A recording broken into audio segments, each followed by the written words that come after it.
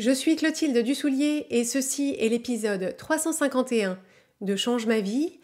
ma méthode en 3 temps pour protéger mon attention. La semaine dernière, dans l'épisode 350 de Change ma vie, qui s'appelle « Votre attention est-elle en danger ?», je vous ai parlé des symptômes qui peuvent vous révéler que vous avez une difficulté avec votre attention dans le fait qu'elle est menacée et morcelée par tout un tas de forces extérieures et que vous avez besoin, vous, en réaction, vous avez besoin d'apprendre à protéger, maîtriser et diriger votre attention. Donc ce que je vous expliquais, vous pourrez écouter ou regarder l'épisode 350 dans un second temps, mais vraiment votre attention, vous pouvez considérer que c'est votre ressource la plus précieuse parce que c'est de là que découle tout le reste. Donc une fois qu'on a dit ça et qu'on s'aperçoit qu'effectivement notre attention est en danger, comme c'est le cas pour vous, pour moi et pour une immense majorité des personnes qui vivent dans le monde dans lequel on vit aujourd'hui, eh bien la question c'est ok, mais comment est-ce que je fais pour protéger mon attention ? Et donc dans cet épisode, je vous propose de vous livrer la méthode que moi j'ai mise en place, une méthode en 3 temps qui me permet de protéger, de maîtriser et de diriger mon attention. Une première chose que je veux vous préciser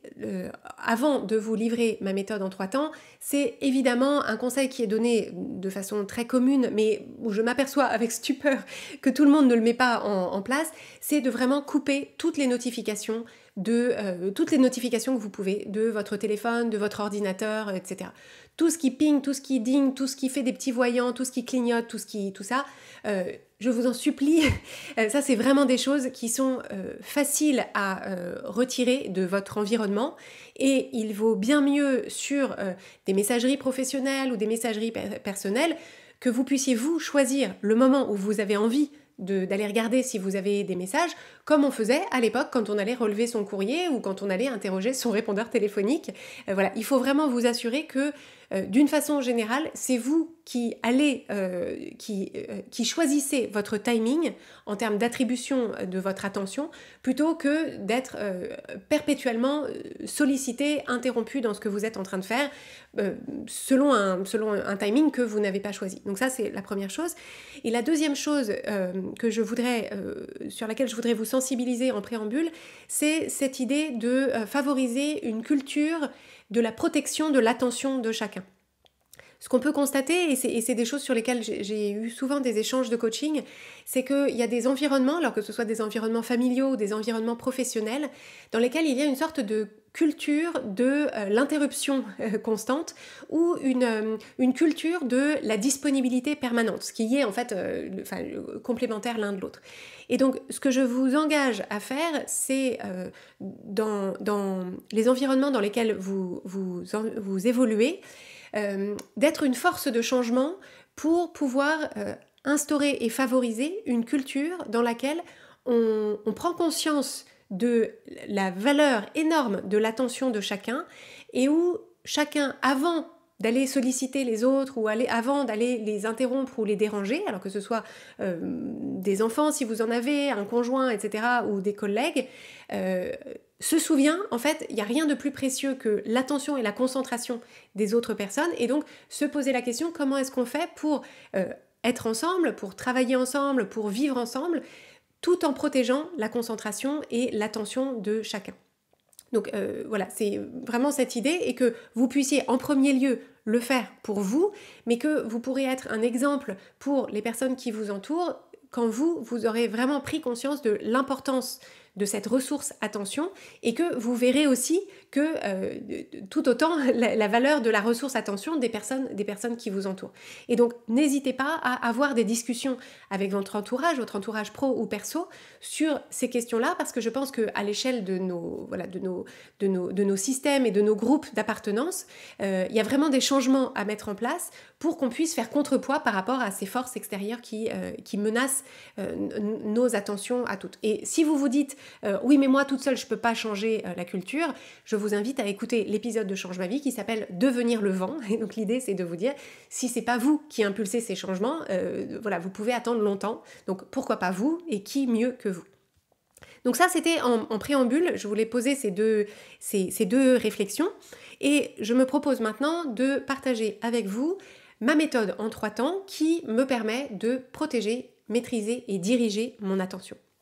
Alors cette ressource infiniment précieuse qui me permet à la fois de diriger ma vie professionnelle et de diriger ma vie personnelle dans le sens qui me plaît et auquel j'aspire. Donc le premier temps de ma méthode relève d'une notion que j'ai déjà évoquée avec vous sur Change ma vie, qui est la notion des segments d'intention. Alors qu'est-ce que c'est le segment d'intention? Un segment d'intention, c'est un temps de sa journée qu'on aborde avec une idée claire de ce qu'on s'apprête à faire, quels sont les enjeux de ce temps, de ce segment de notre journée dans lequel on rentre, quels sont les enjeux et sur quoi est-ce qu'on a envie de porter notre attention. Donc c'est des segments d'intention, mais qui permettent ensuite de diriger notre attention. Et donc ça se matérialise dans la vie professionnelle, c'est-à-dire si je me dis, ok, là j'ai 2 heures pour préparer telle ou telle présentation ou un document de cadrage, etc. L'enjeu, c'est qu'au moment où je rentre dans ce segment de 2 heures, que je puisse prendre un moment avec moi-même pour raffermir pour moi-même quel est le cadre dans lequel je rentre et qu'est-ce que je me propose de faire avec les 2 heures qui viennent, parce que c'est ça qui va me permettre ensuite de m'assurer que mon attention reste sur ces enjeux, sur ces actions et sur l'objectif que j'ai pour le temps qui s'ouvre à moi. Mais ça se matérialise tout autant dans ma vie personnelle, qui est de me dire, si par exemple j'ai décidé un dimanche après-midi de faire de la pâtisserie avec mes enfants, et bien à ce moment-là, je peux matérialiser pour moi-même, là c'est le moment de mon week-end où je vais faire des muffins à la banane avec mon fils cadet, et donc je sais que ça va durer un certain temps, et en fait je prends un moment pour me dire, voilà, là c'est le moment de mon week-end où je fais ça avec cet enfant-là, voilà ce que je veux vivre, voilà mon objectif, et l'enjeu pour moi c'est de me dire, du coup pendant ce temps-là, mon attention va être uniquement focalisée sur la pâtisserie, sur mon fils, sur ce moment qu'on partage ensemble. Et donc, bien sûr, je pourrais être en train de faire autre chose, j'ai peut-être une lessive à lancer, mais non, en fait, là, sur ce segment d'intention-là, j'ai posé mon intention et ça me permet ensuite de diriger mon attention. Donc ça, c'est une notion qui est très puissante et que moi j'utilise au fil de mes journées, qui me permet de rester en fait sur les rails de mes intentions pour ma journée parce que je les ai définies. On ne peut pas suivre des rails si on n'a pas défini où étaient les rails. Alors, ce que je constate aussi, c'est que quand je propose en coaching cette notion des segments d'intention, ça révèle souvent un manque en amont qui est le fait de ne pas savoir réellement à quoi est-ce qu'on a envie d'employer ces journées. C'est le manque de clarté qu'on a en amont sur ce qu'on a envie de vivre dans nos journées et dans notre vie d'une façon générale et ce qu'on veut très simplement. Et donc en fait, ce qui peut mettre en péril ce premier temps de la méthode, c'est que si vous ne savez pas concrètement et précisément ce que vous voulez, si vous avez de l'ambivalence, s'il y a du flou, si vous ne savez pas vraiment si vous êtes à la bonne place, si vous êtes en train de faire les bonnes choses, parce que vous n'avez pas mené cette réflexion-là en amont, de définir votre vision, hein, dans le coaching Change ma vie, c'est vraiment c'est cette notion-là qu'on utilise, eh bien ça va se révéler dans vos journées où en fait votre fonctionnement intérieur va être de vous dire je suis en train de faire ça, mais en réalité je suis pas sûre. En réalité, je ne suis pas sûre que ce soit ça que j'ai vraiment envie de faire. Ça me plaît pas, ça me convient pas, je n'aime pas. Et donc, en fait, c'est cette ambivalence ou ce flou qui vont vous empêcher de poser une intention claire pour vos journées. Et donc, c'est ça qui va envoyer votre attention dans tous les sens parce que vous aurez ce tiraillement intérieur. Donc, ce premier temps, avec les segments d'intention, nécessite effectivement en amont que vous ayez une idée claire de ce qui est important pour vous, quelles sont les priorités et aussi dans quel ordre est-ce que vous avez besoin de faire avancer les choses. Parce que c'est souvent ça l'éparpillement aussi, c'est le fait de se proposer de partir dans une certaine direction, mais en même temps de se dire « Ah oui, mais il y a toutes ces autres choses qu'il faudrait que je fasse. » D'accord, mais en fait, comme on peut faire qu'une seule chose à la fois, il faut en amont s'être dit « Ok, les priorités en ce moment c'est ça, ce qu'il faut que je fasse avancer aujourd'hui c'est ça, parce qu'ensuite on peut dérouler. » Donc, premier temps de ma méthode, les segments d'intention et avoir une idée claire de ce qu'on veut faire à quel moment pour pouvoir porter son attention là-dessus. Le deuxième temps de ma méthode pour protéger mon attention, je l'appelle le petit salon des distractions. Alors le petit salon des distractions, c'est une image qui m'est venue il y a des années et que j'utilise toujours, qui consiste à se dire, ensuite, une fois que je suis lancée dans ma journée, dans mon segment d'intention, bien sûr, vont toquer à la porte tout un tas d'idées, des interruptions, des distractions, des trucs auxquels je pense, etc. Et en fait, l'idée, c'est de se dire, je peux utiliser mon énergie pour essayer de leur claquer la porte au nez, me juger, d'être distraite ou juger les autres de m'interrompre. Donc ça, c'est la résistance. C'est pas très productif. Ou alors, l'autre erreur qu'on peut faire, c'est de se dire, à partir du moment où quelqu'un a toqué à la porte, je me sens obligée de l'inviter, de m'asseoir avec et de passer du temps avec, de me laisser embarquer par cette distraction. Donc, cette sollicitation extérieure, donc je vais répondre à la personne qui m'interrompt, ou cette idée que j'ai eue, où je vais aller faire des recherches, où je vais me lever pour faire autre chose, etc. Mais à ce moment-là, ça m'a détournée de ce que je me proposais de faire, et donc, de ce fait, j'ai morcelé mon attention et je n'ai pas porté mon attention sur ce sur quoi j'avais décidé de porter mon attention. Donc la voie du milieu, c'est le petit salon des distractions et ça consiste à se dire en fait, quand un visiteur toque à la porte à un moment qui n'est pas le bon pour que je puisse recevoir ce visiteur, je vais simplement prendre un tout petit instant pour emmener ce visiteur, le conduire dans mon petit salon des distractions, dans lequel ce visiteur, donc cette distraction, pourra attendre que je décide de lui prêter mon attention et de décider ce que j'ai envie d'en faire ou de répondre à la personne. Et donc ça, de façon très concrète, moi ça se matérialise par une feuille de papier, une feuille de mon carnet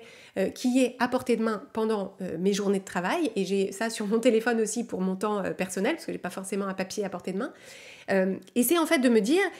quand une idée me vient, quand on me sollicite, etc., au lieu de me laisser embarquer par ça, je vais simplement le noter sur mon papier, et je vais choisir un autre moment de ma journée où je vais passer en revue qui attend dans mon petit salon des distractions et est-ce qu'il faut effectivement, il y a des choses qu'il faut que je priorise et auxquelles il faut que j'accorde de l'attention maintenant parce que c'est effectivement un bon moment pour le faire. Qu'est-ce qui ne mérite pas mon attention aujourd'hui et qu'est-ce qui ne mérite pas du tout mon attention ni aujourd'hui ni jamais. Donc ça, c'est un outil que je vous livre et qui est très utile parce qu'il s'adapte au fonctionnement réel du cerveau humain, qui est que c'est pas parce que vous vous êtes dit je veux prêter mon attention à telle chose que votre cerveau va s'exécuter. Votre cerveau va évidemment vous présenter tout un tas de distractions et donc c'est important dans une stratégie de protection de votre attention, de faire avec et non pas de faire contre ou d'essayer de faire abstraction d'eux, mais plutôt de vous dire en fait c'est normal et c'est simplement je vais aménager ce petit salon des distractions et venir de temps en temps regarder qui attend là. Donc ce deuxième temps, c'est le petit salon des distractions. Et le troisième temps de ma méthode pour protéger mon attention, c'est la notion de bulle de récupération. En fait, ce qu'on constate, et en coaching, les personnes qu'on accompagne, c'est très souvent le cas, c'est que du moment où on se lève jusqu'au moment où on se couche, on est souvent... de façon permanente en activité et en interaction. C'est-à-dire qu'en fait, on est en permanence en train de penser à des trucs, de réfléchir à des trucs, de réagir à des trucs, de voir des trucs, d'entendre des trucs, de consommer des trucs, de répondre à des gens, d'interagir, de résoudre des problèmes, de réfléchir, de faire avancer, de produire, etc. Et donc en fait, on est finalement dans une sorte de mode actif permanent. Et à aucun moment, on ne matérialise des moments où en fait on lâche tout ça pour pouvoir être dans une forme de jachère. En fait, si vous connaissez un petit peu, alors je ne suis pas ingénieur agronome, hein, mais une terre dans laquelle on veut faire pousser des choses, il y a différents temps. Il y a des moments où on retourne la terre, il y a des moments où on sème, il y a des moments où on laisse pousser, il y a des moments où on récolte, et il y a des moments de jachère. Et la jachère, elle est absolument impérative, c'est-à-dire que si on ne fait que enchaîner le fait de labourer, semer, laisser pousser, récolter, labourer, semer, laisser pousser, récolter, eh bien la terre s'appauvrit et au bout d'un moment, elle ne donne plus rien. Et donc en fait, la phase de jachère, alors, qui est de moins en moins, enfin avec l'agriculture intensive, c'est quelque chose qu'on a complètement, voilà, c'est intéressant d'ailleurs comme parallèle, mais on a tendance à le négliger, mais c'est absolument impératif pour que la terre se reconstitue et puisse à nouveau accueillir les semences, les laisser germer, nourrir ce qui va pousser, etc., etc. C'est la même chose dans une pratique sportive, c'est-à-dire que si vous ne faites que vous entraînez du lundi au dimanche en permanence, vous allez mettre en péril votre performance sportive parce que votre performance sportive repose tout autant sur vos moments d'entraînement que sur vos moments de récupération. Et donc c'est pareil sur notre fonctionnement cognitif, on ne peut pas être en interaction, en réflexion, en création, en production permanente sans avoir des moments où on crée des espaces, ce que j'appelle donc des bulles de récupération, dans lesquels on s'autorise à être sans avoir d'exigence sur notre utilisation de nos ressources cognitives. Et donc, où on laisse notre esprit vagabonder, parce que bien sûr, notre cerveau va continuer à nous apporter, va continuer à turbiner sur un certain nombre de choses, mais nous, on va être un petit peu comme si on regardait un enfant jouer devant soi, où il nous apporte des trucs, etc. Et on dit « Ah, c'est bien, c'est très joli ton petit bâton, mon chat ». Donc, en fait, notre cerveau va continuer à turbiner, mais nous, on sera dans une sorte d'observation détachée de ce qu'il fait, pour pouvoir en fait observer ça et laisser décanter des idées, laisser remonter à la surface des questionnements, des observations, etc. Et ces moments-là, qui sont si rares dans nos vies contemporaines, sont absolument impératifs parce que ce sont souvent dans ces moments uniquement que vous allez voir émerger des questions sur lesquelles il faut vraiment que vous puissiez vous pencher, mais ce sont des questions que vous avez tendance à repousser à d'autres moments de votre journée. Parce qu'en fait, et donc c'est intéressant parce que c'est de cette façon-là qu'en fait cette méthode en 3 temps, elle s'auto-alimente, c'est que c'est dans ces moments de récupération cognitive que vous allez voir émerger certains questionnements sur là où vous en êtes de votre vie, sur des points d'insatisfaction, des points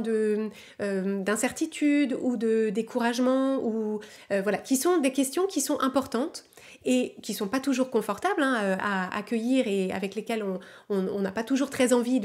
auxquelles on n'a pas toujours très envie de se frotter, mais qui sont néanmoins absolument capitales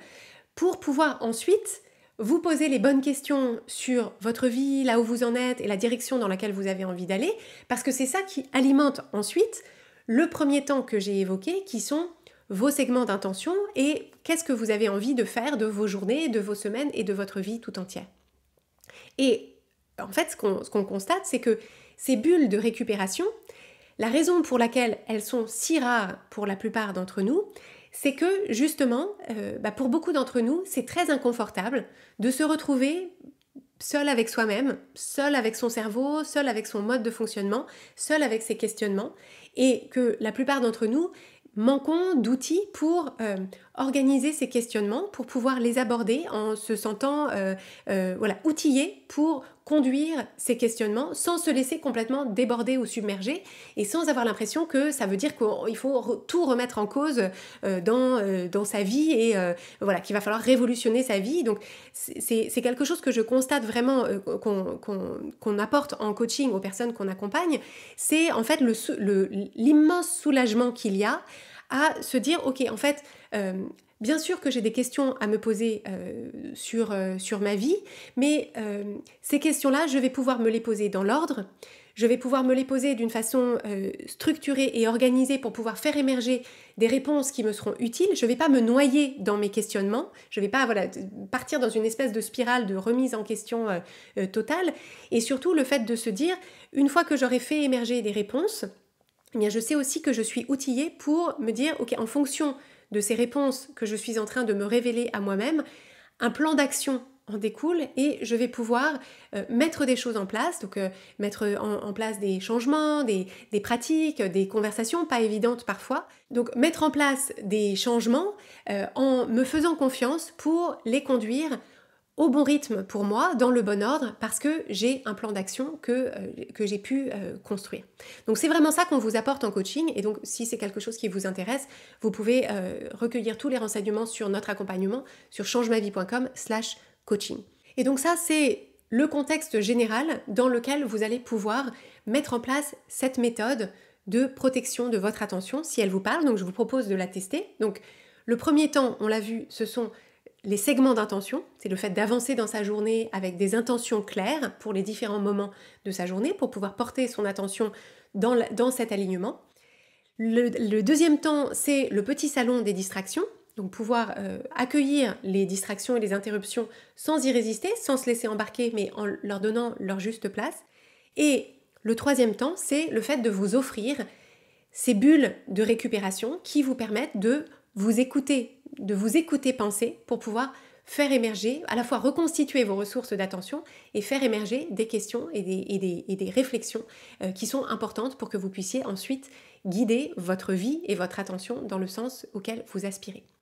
Donc je vous confie cette méthode, je vous propose de la tester pour vous-même, de bien sûr l'ajuster en fonction de votre mode de fonctionnement et de ce qui vous parle. Et encore une fois, si vous voulez qu'on vous accompagne en coaching pour vous poser ces bonnes questions dans le bon ordre, au service de votre attention, au service de vos projets et de votre vie tout entière, c'est sur changemavie.com/coaching.